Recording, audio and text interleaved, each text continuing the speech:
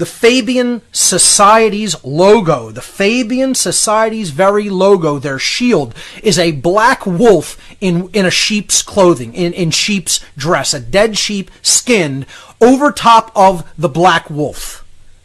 I mean, they're telling you out in the open, we're coming in as a wolf dressed in sheep's clothing to conquer you incrementally. We don't even need to come with weapons of war. We're going to come with an incrementalist ideology so that you never know what happened. This is what Nikita Khrushchev told Americans. He said, we're going to bury you, but we don't need to do it with weapons of war, weapons of mass destruction. We're going to do it ideologically, incrementally, and your children are going to wake up one day in a communist country. We're going to turn the United States into a communist country over a long plan. This was the plan of Antonio Gramsci, the Italian fascist/communist, whatever you want to call him.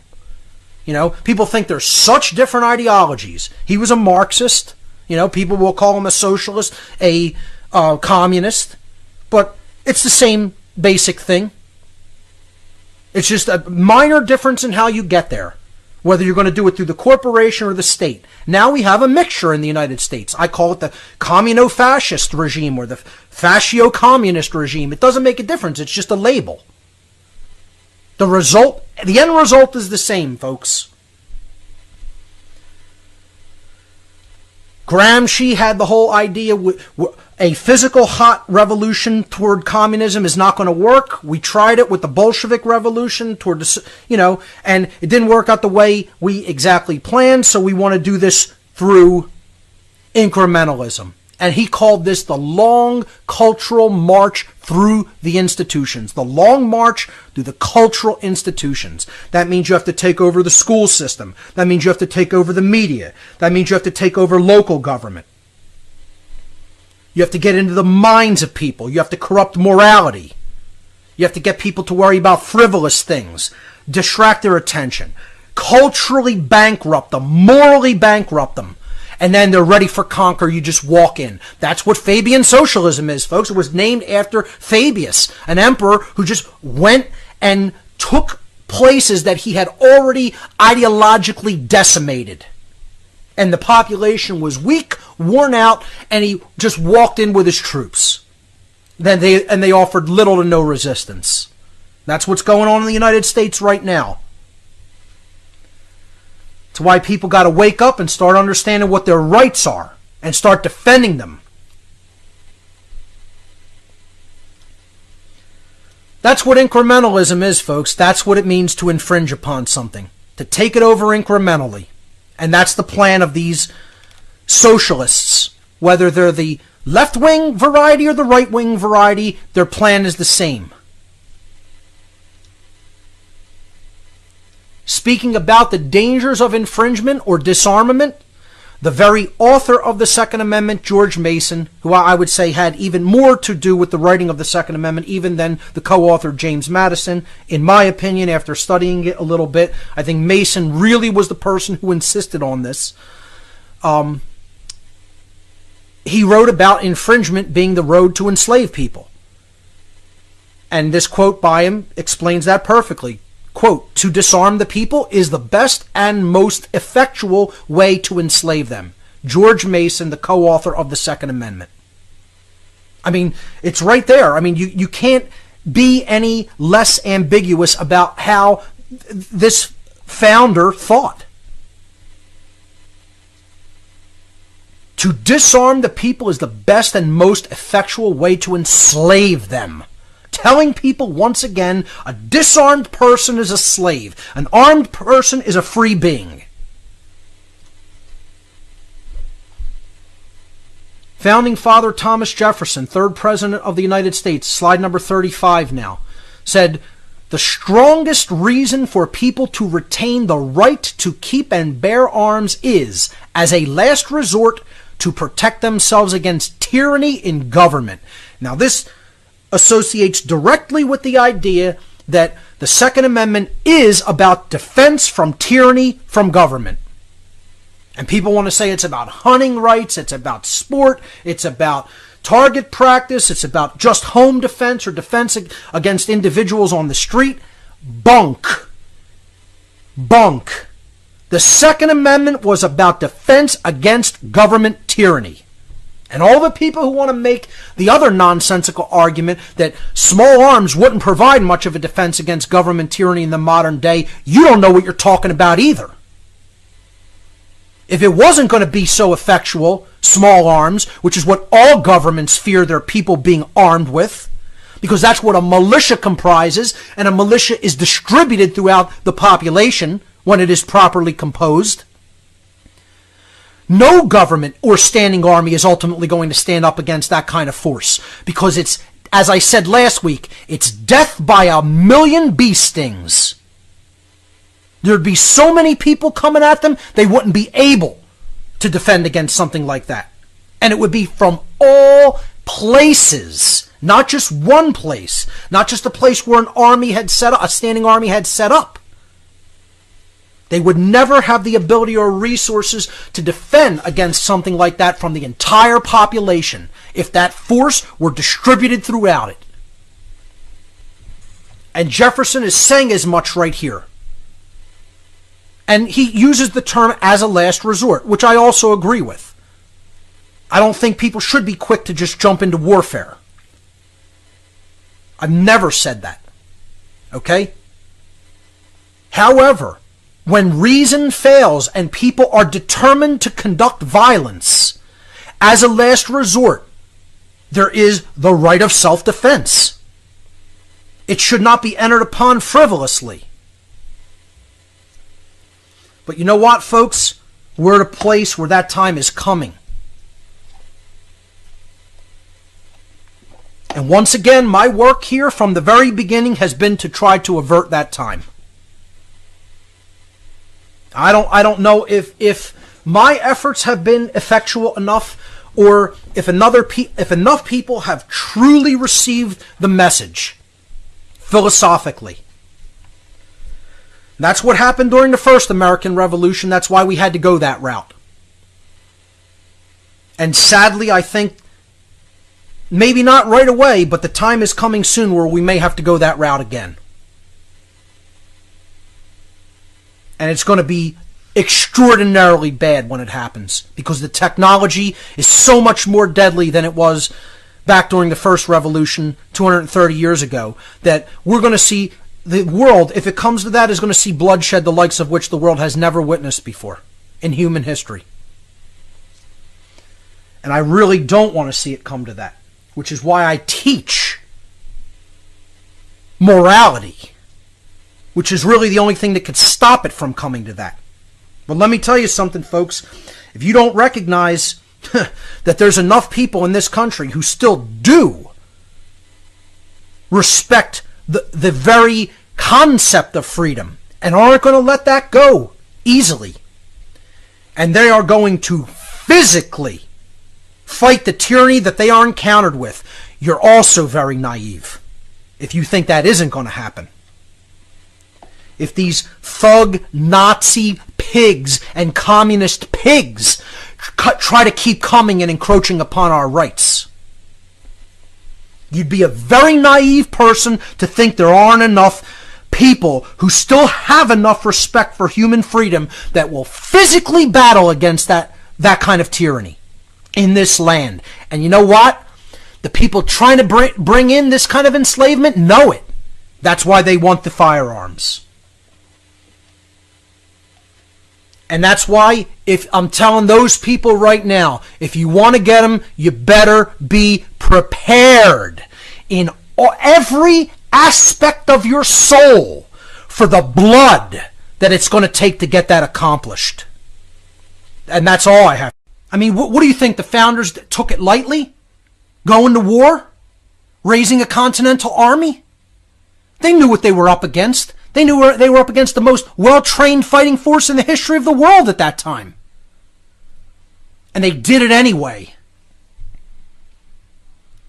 Those people gave everything anyway, because they were fighting for something that was bigger. And they knew they were on the side of right. They knew that they had morality. They had the moral high ground. And so do the people who understand real freedom today. Not the little punk boys, brainwashed little boys who think they're out there fighting for freedom. You're a bunch of clowns and your owners call you their dogs. You know, get as mad about it as you want from hearing it from my mouth. They're the ones who are calling you it. I just happen to agree with the assessment.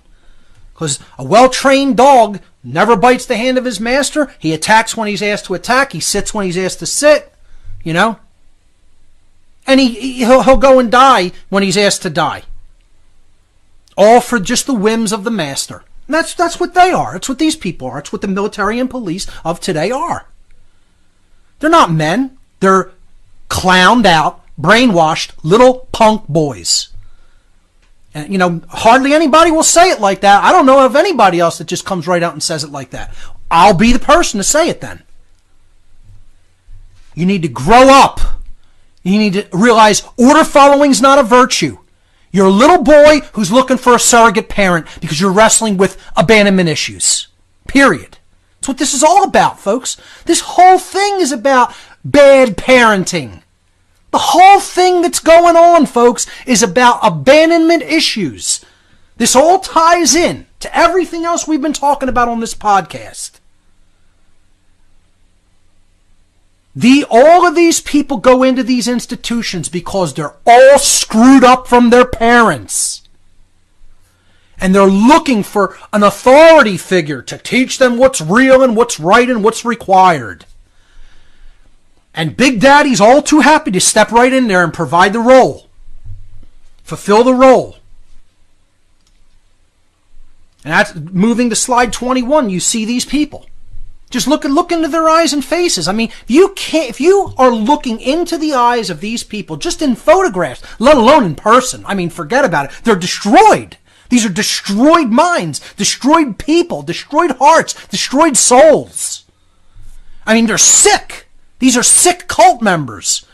They don't even understand they're in a satanic cult. They don't get it. This is the standing army the founders warned us about. Not only the military part of it, but especially the police forces.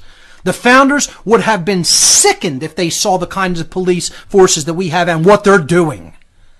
And again, I shouldn't even use the word would be, they are.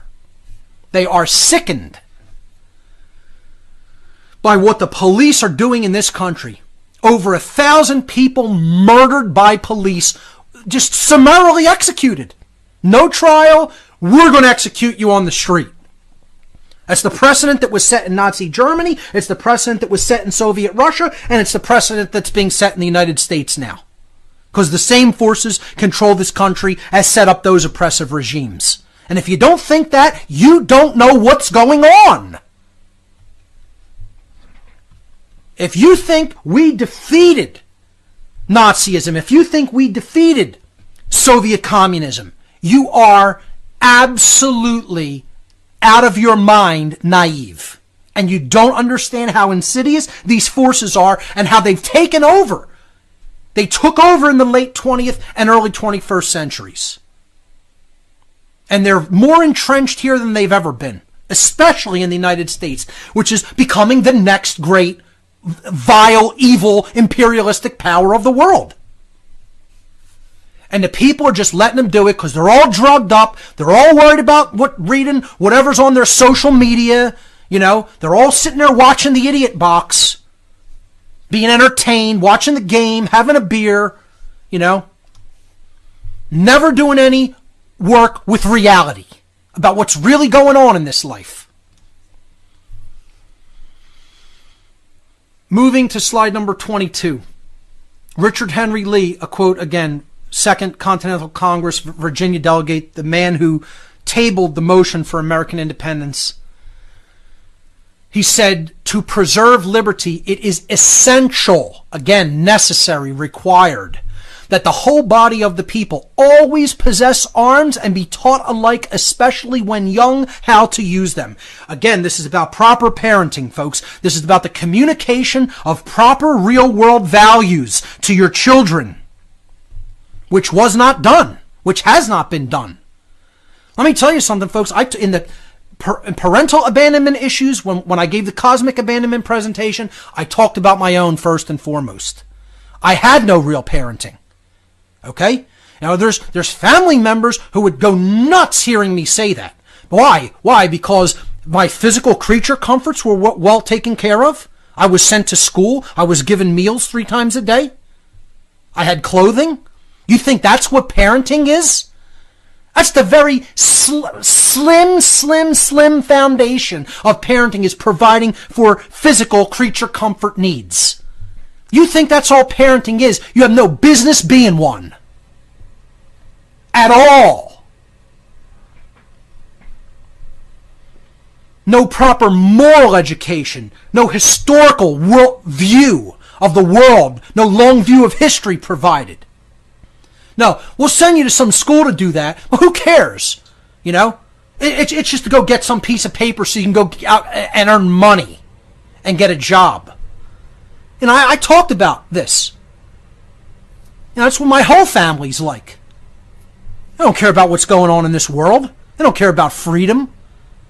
And that's what makes people like that bad people. That's not a good person. You're not a good person if you're like that. You're a bad person. This is what has to be understood. Most people's parents are bad people. I don't care how well-intentioned they are. I don't care how much they say they love you. You're not teaching any real moral values. You don't love anybody. Anybody.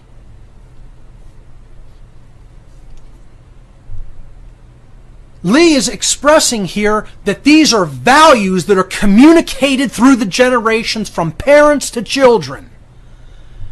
And why are they so weak today in the world? Why is this under such attack, the Second Amendment and gun rights? Because we have bad parenting. We have parents who are know-nothings, and then they're teaching their children squat. That's why. They don't care about the actual knowledge of their children growing up. Oh no, as long as they have a paycheck coming in. Think they care about the spiritual well-being? Your emotional well-being? No, not a bit. And that's what 99% of parents out there are like. And I might be being generous. If people have conscious parents, you are the luckiest individuals on the face of the earth. And I mean really conscious parenting. If you're being taught real morality, what real freedom is, real values, care for truth, what true care is about, that's what a parent teaches their children, or should be teaching their children. You know how few ever get those lessons? To say you can count them on one hand is being too generous. Anybody that has parents like that, you should consider yourself some of the luckiest souls who've ever lived. Moving on to slide number 23. Alexander Hamilton, founding father and first Secretary of the Treasury. Talking about the necessity of the militia once again. If, quote, if circumstances should at any time oblige the government to form an army of any magnitude, that army can never be formidable to the liberties of the people while there is a large body of citizens, little if at all inferior to them in discipline and use of arms, who stand ready to defend their rights. He's exactly explaining what the militia is. A large body of people, of citizens, hardly inferior in discipline and training in the use of arms to an actual military, who stand ready to defend their rights. That's the definition of a militia. Hamilton is giving the definition of a militia without actually using the word here. Because everybody knew it inherently. They just knew it. It was like knowing like what a cell phone is. The phrase cell phone is just, it's ubiquitous. It is absolute. It is in the vulgar language. Okay, it's everywhere present. Everybody knows what a cell phone is today. You wouldn't have to explain to somebody. Cell phones are communications devices which work with satellites and send data wireless. You wouldn't have to sit there and explain that to a human being in 2015. You just know what a cell phone is. These people just knew what a militia was, because it was common in their colloquial language. Today, they don't want to ever say the word militia. It is a forbidden word. It is a forbidden word in mainstream media. The word militia is forbidden. Unless it's some crime that's been committed and the member who committed this horrific crime was a militia member. Then you'll hear the word used. As much as I don't like Hamilton for how he was connected to bringing in central banks, certainly an agent of foreign powers to bring in monetary, financial domination into this country, at least from my analysis of his involvement. He could speak the truth on certain things. Therefore, this quote is absolutely valid regardless of who it's coming from. Don't fall into logical fallacies because some people did certain things that were deplorable during their lives that they can't say anything that's true.